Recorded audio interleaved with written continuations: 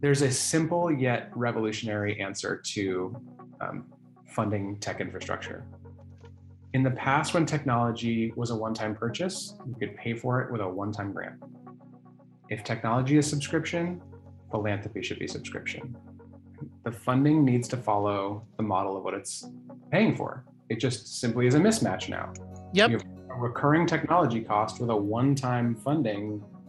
It sort of very obviously doesn't fit, which sounds very simple, but is totally revolutionary in the nonprofit world. So instead of saying, here's a grant for one thing, say, you're in our portfolio, that means we're subscribed to you the way that you are subscribed to Salesforce or AWS or Okta.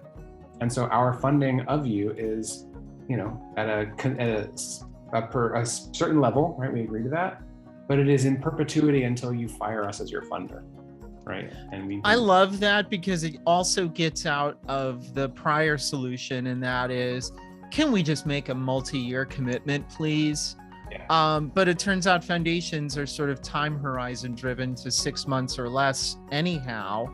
So it's easier said than done for sure. And we, even for Good Team, only in the last 2 years ago, we started making multi-year grants. It's sort of the best that we can do.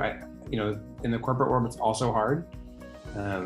We don't have those kind of accounting structures, right?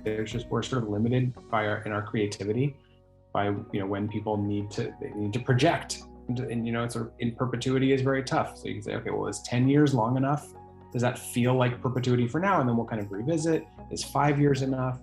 But that's the way that I think organizations need to be thinking. Otherwise, we're just going to constantly be feeling like we're wearing clothes that don't fit. Adam, I've never heard anybody talk about a mismatch like that. I think is net new to me, and it's really interesting. Is this out there, it being talked about in philanthropy right now? Or did you just make it get out there? Because that would be amazing. Yeah. Right. I don't know if I can take credit for that. I'm sure that there are people out there that are, certainly, this idea of the mismatch in the funding versus the business model is there. I don't know if people are using a term like subscription philanthropy or something like that, but I wouldn't be surprised.